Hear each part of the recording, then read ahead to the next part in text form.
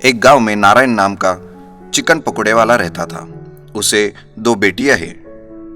एक का नाम कुंदा, दूसरी का सुनंदा। कुंदा दिखने में अच्छी नहीं रहती, लेकिन सुनंदा बहुत खूबसूरत होती है। नारायण हर रोज गांव के रेलवे स्टेशन पर चिकन पकोड़े की गाड़ी लगाता है। उसका चिकन पकोड़ा पूरे गांव में मशहूर रहता है। खाओ खाओ चिकन पकोड़ा खाओ, एक बार खाओगे बार बार आओगे।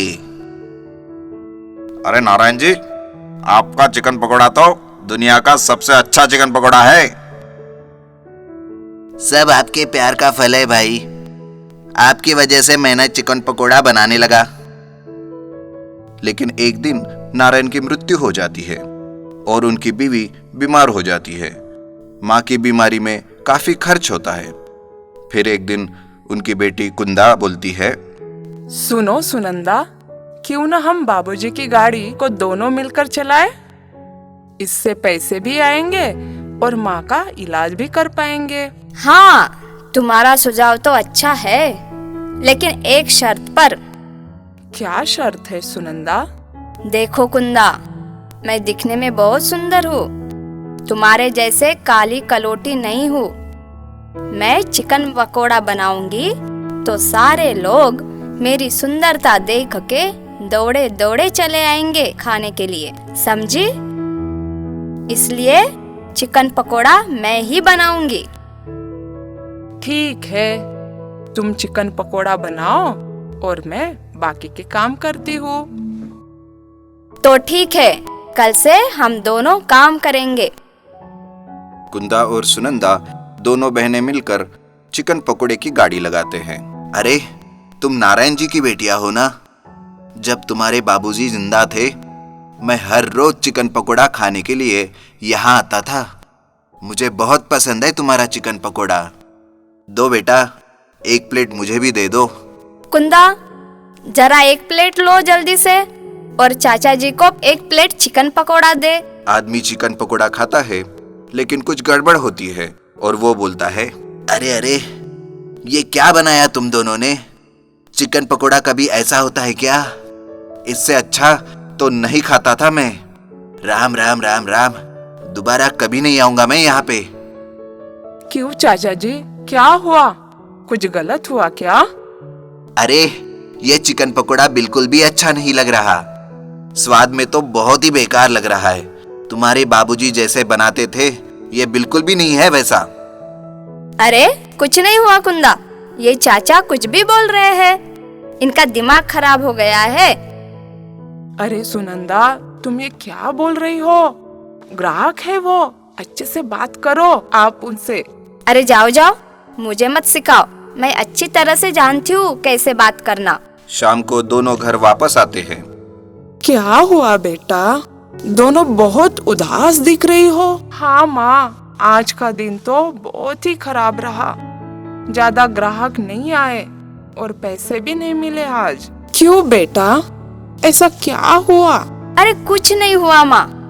एक आदमी आया था चिकन पकोड़ा खाने के लिए, लेकिन उसे पसंद ही नहीं आया। अब बोलो। हाँ माँ, वो आदमी बोल रहा था बाबूजी जैसे बनाते थे वैसे नहीं बना, उल्टा इतना घटिया हुआ कि वो दोबारा नहीं आना चाहते खाने के लिए। अरे भगवान, क्या कह रही हो तुम कुंदा?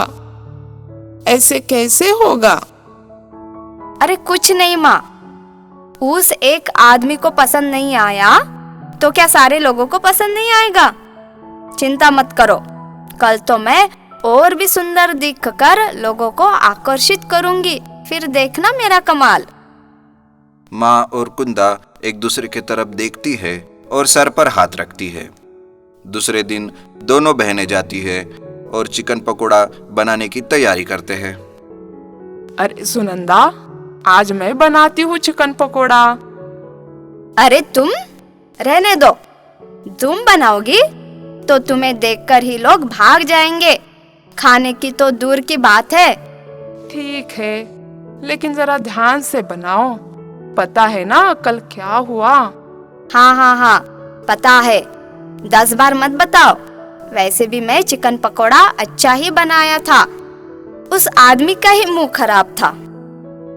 अरे ऐसा मत कहो, और ग्राहक से अच्छे से बात करो। तभी उनके गाड़ी पे कुछ लोग आते हैं। अरे सुनो, मुझे 1 प्लेट चिकन पकोड़ा देना और हरी चटनी ज्यादा डालना। जी हाँ। अरे कुंदा, 1 प्लेट लेना और उनको चिकन पकोड़ा देना।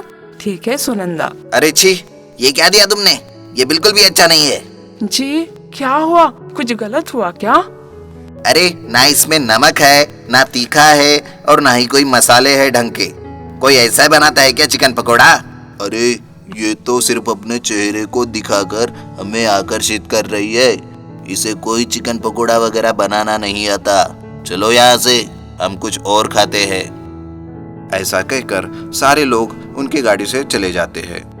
उस रात को फिर से सुनंदा जोर जोर से चिल्लाकर कुंदा से कहती है, अरे माँ, मेरी कोई गलती नहीं है, सारी गलती कुंदा की है। इसकी शक्ल देखकर लोग बिना खाके चले जाते हैं।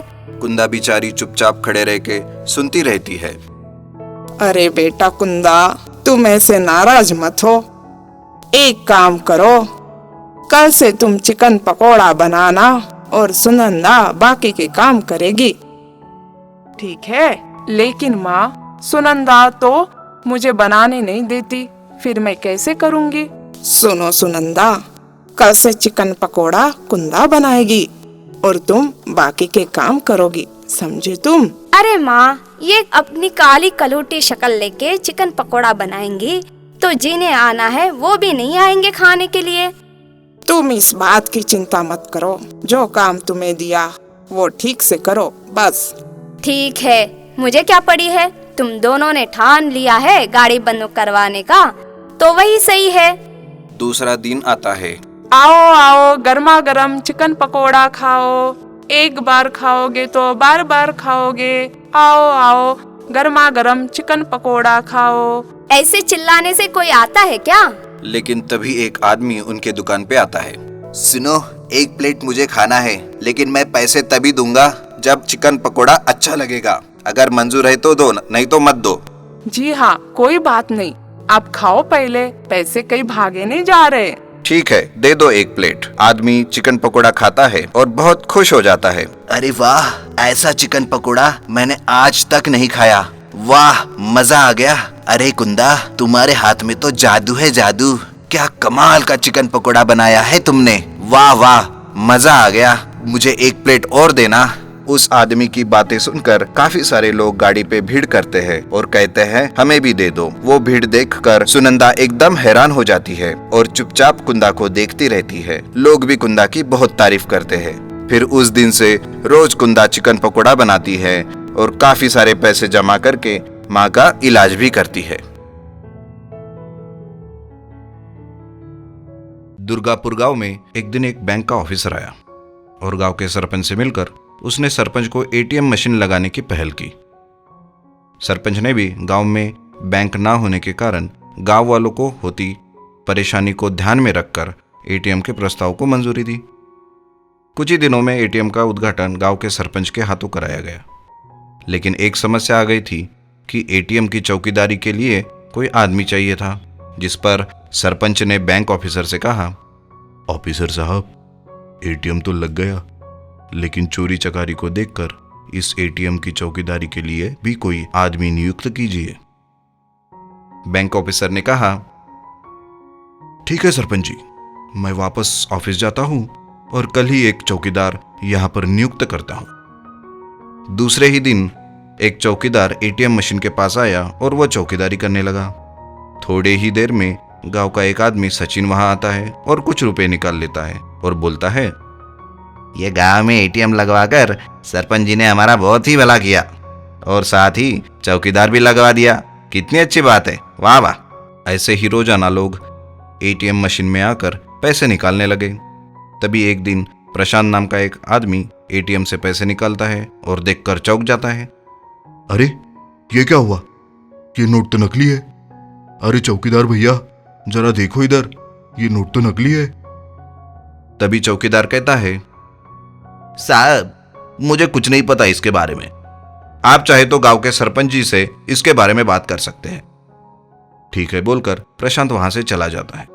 फिर दूसरे दिन भी गांव का नागराज नाम का एक आदमी एटीएम से कुछ रुपए निकालता है और वो भी नोट को देखकर एकदम चौंक जाता है और कहता है, अरे चौकीदार, ये नोट तो नकली है, ऐसा कैसे हो सकता है? एटीएम से कभी निकाला हुआ नोट नकली हो सकता है क्या? मुझे पता नहीं साहब, आप कृपया करके सरपंच जी से इस बारे में बात कीजिए। ठीक है कहकर नागराज वहां से चला जाता है। देखते ही देखते गांव के काफी सारे लोग एटीएम से रुपए निकाल लेते हैं और सारे लोगों की एक ही समस्या रहती है कि एटीएम से नकली नोट निकल रहे हैं। यह समस्या गांव के सरपंच जी के पास कुछ लोग लेकर जाते हैं। सरपंच जी, एटीएम के चौकीदार को बुलाओ।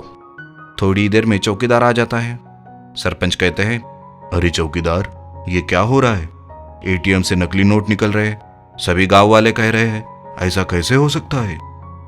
चौकीदार कहता है, मुझे इस बारे में कुछ नहीं पता सरपंच जी, अगर आप चाहे तो बैंक ऑफिसर से इस बारे में बात कर सकते हैं। ऐसा कहकर वो चला जाता है। ये देखकर सरपंच जी गांव वालों से कहते हैं, कोई भी एटीएम से रुपए नहीं निकालेगा जब तक मैं नहीं कहूंगा। मैं आज रात को ही बैंक ऑफिसर से बात करता हूं। रात को सरपंच बैंक ऑफिसर को फोन करता है। हेलो, हाँ ऑफिसर साहब, मैं गांव का सरपंच बात कर रहा हूँ। गांव वालों की शिकायत है कि एटीएम से नकली नोट निकल रहे हैं। क्या आप इस मामले में कुछ कर सकते हैं? हाँ, मैं कल ही गांव आता हूं और एटीएम मशीन को चेक करता हूं, आप परेशान मत होइए, ऑफिसर कहता है।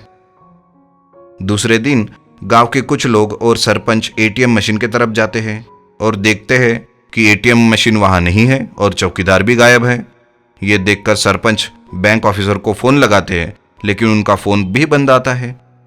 तभी वो लोग जिन्होंने एटीएम मशीन से रुपए निकाले थे, उनके फोन पर मैसेज आ जाता है कि उनके अकाउंट से सारे रुपए निकाल लिए। सारे लोग सरपंच से बोलते हैं, ये क्या हो गया सरपंच जी, हम तो बर्बाद हो गए, हमारे अकाउंट से किसी ने सारे रुपए निकाल लिए, आप कुछ कीजिए सरपंच जी। सरपंच सबको हौसला देकर कहते हैं, आप लोग चिंता मत कीजिए, मैं इस मामले को देखता हूं, आप परेशान मत होइए, कहकर सरपंच और सारे लोग घर चले जाते हैं। रात को सरपंच सोचते हुए बैठता है कि आखिर बैंक ऑफिसर और चौकीदार गए कहां। उनका फोन भी नहीं लग रहा है। कुछ दिन बीत जाते हैं। सरपंच अपने बेटी के गांव जाते हैं और उनका गांव और उनके बेटी का गांव काफी दूर रहता है। जैसे ही वो बस स्टैंड पर उतरते हैं, वो देखते हैं कि एक एटीएम मशीन लगी है और उसका एक चौकीदार भी है, लेकिन चौकीदार वही उनके गांव के बैंक का ऑफिसर है। ये देखकर सरपंच परेशान हो जाता है और जल्दी से उस गांव के सरपंच के पास जाकर इस बारे में बात करते हैं। सरपंच ये सारी बातें सुनकर हैरान हो जाता है।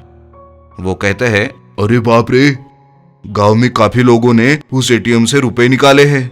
अगर उनको पता चल गया कि ये एटीएम मशीन वाला एक ठग है तो बड़ा गजब हो जाएगा, हमें कुछ करना होगा, सरपंच से कहता है। उस गांव के सरपंच और कुछ लोग एटीएम मशीन के चौकीदार से मिलने के लिए जाते हैं। सरपंच उनसे पूछता है, कहिए चौकीदार जी, कोई परेशानी तो नहीं हमारे गांव में? नहीं। फिर सरपंच पूछते हैं, इससे पहले आपने कहाँ काम किया था? मुझे आपको देखकर ऐसा लगता है कि आप किसी बैंक के ऑफिसर थे।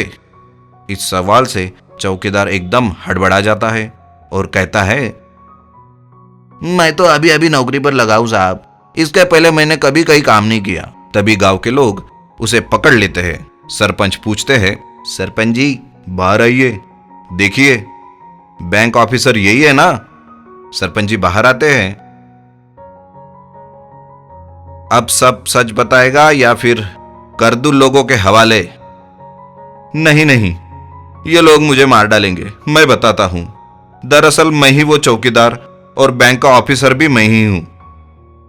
मैं अलग अलग गांव में कभी ऑफिसर तो कभी चौकीदार बनता हूं। जो लोग एटीएम से रुपए निकालते हैं, मैं उनके एटीएम कार्ड का पिन नंबर पता करके उनके सारे रुपए उनके अकाउंट से निकाल लेता हूं। मैंने ऐसे ही आपके गांव में भी किया। ऐसा करके मैंने आपके गांव से 5 लाख रुपए ऐंठ लिए। मुझे माफ कीजिए, मैं वो सारे रुपए वापस करता हूं, लेकिन मुझे गांव के लोगों के हवाले मत कीजिए, वरना ये लोग मुझे मार डालेंगे। सरपंच जी सारे रुपए उस ठग से ले लेते हैं और उसे पुलिस के हवाले कर देते।